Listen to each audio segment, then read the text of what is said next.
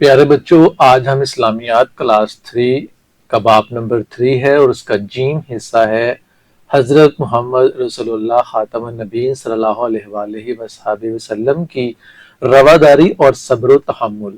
تو سب سے پہلے اس کے حاصلات تعلم دیکھتے ہیں۔ پیارے بچوں، اس سبق کی تکمیل پر آپ اس قابل ہو جائیں گے کہ رواداری کا مفہوم اور سیرت طیبہ سے رواداری کی مثالوں سے آگاہ ہو سکیں، صبر و تحمل کا معنی مفہوم جان سکیں اور اس حوالے سے نبی اکرم خاتم النبیین صلی اللہ علیہ وآلہ وصحبہ وسلم کے اسوہ حسنہ کو جان سکیں، رواداری اور صبر و تحمل جیسی صفات کو اپنی زندگی میں شامل کر سکیں۔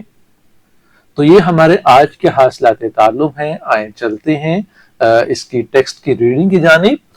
تو سب سے پہلا پوائنٹ آتا ہے رواداری۔ رواداری کا مطلب برداشت کرنا ہے، یعنی دوسروں سے اختلافات کے باوجود ایسا رویہ اختیار کرنا جو انسانی قدروں کے مطابق ہو، یعنی انسان کی جو اقدار ہیں، انسان کی جو ویلیوز ہیں اس کے مطابق ہو۔ اس طرح آپ اپنے عمل سے دوسروں کا دل جیت سکتے ہیں۔ حضرت محمد رسول اللہ خاتم النبیین صلی اللہ علیہ وآلہ وصحبہ وسلم نے ہمیشہ اپنے مخالفین کے ساتھ رواداری کا مظاہرہ کیا۔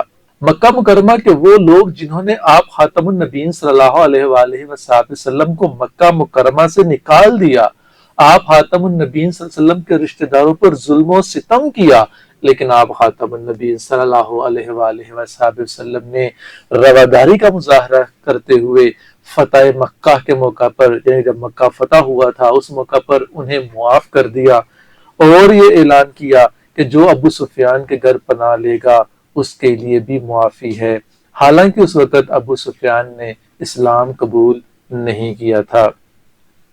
وادی نجران سے مسیحیوں کا ایک وفد، یعنی کہ کرسچنز کا ایک جو وفد تھا، آپ خاتم النبیین صلی اللہ علیہ وآلہ وسلم سے ملنے آیا، تو آپ خاتم النبیین صلی اللہ علیہ وآلہ وصحبہ وسلم نے انہیں اسلام کی دعوت دی جو انہوں نے قبول نہ کی، لیکن اس کے باوجود آپ خاتم النبیین صلی اللہ علیہ وآلہ وصحبہ وسلم کی میزبانی میں کوئی فرق نہ آیا۔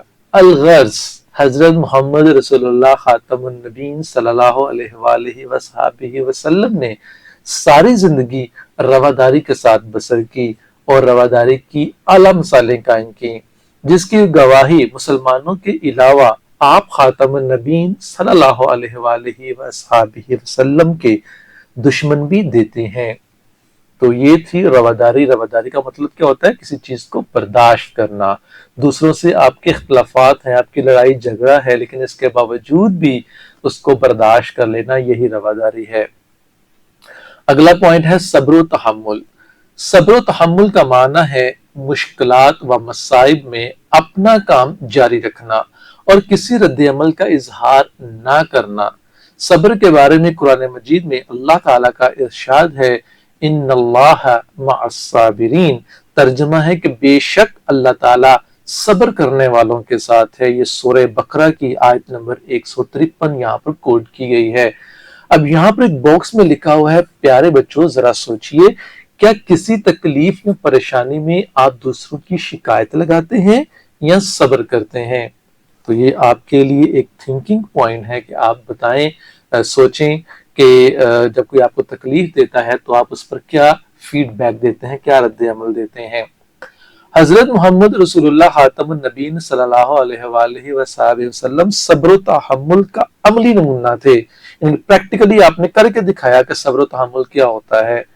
دین اسلام کی راہ میں آپ خاتم النبیین صلی اللہ علیہ وآلہ وصحبہ وسلم نے اتنی تکالیف برداشت کی کہ کسی دوسرے نے اتنی برداشت نہ کی، جیسے کہ نبی کریم خاتم النبیین صلی اللہ علیہ وآلہ وصحبہ وسلم نے خود فرمایا ہے کہ راہ حق میں، ان کے اللہ تعالیٰ کی راہ کے اندر میں کسی نبی کو اتنی تکالیف نہیں دی گئی جتنی کہ مجھے دی گئی ہیں۔ یہ جامعہ ترمذی کی حدیث نمبر 2472 کا یہاں پر ترجمہ لکھا گیا ہے۔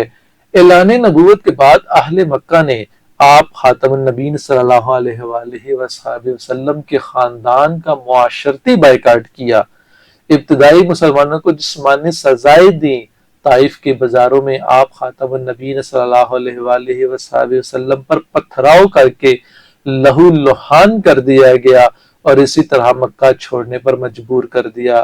لیکن ان تمام تکالیف کے باوجود آپ خاتم النبیین صلی اللہ علیہ وآلہ وصحبہ وسلم نے صبر و تحمل سے کام لیا۔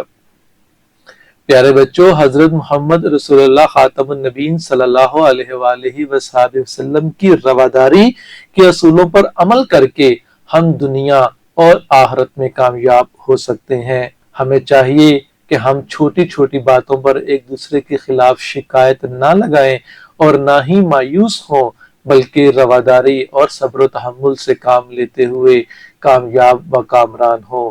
تو پیارے بچوں، یہ آج کے اس چیپٹر کی ریڈنگ تھی۔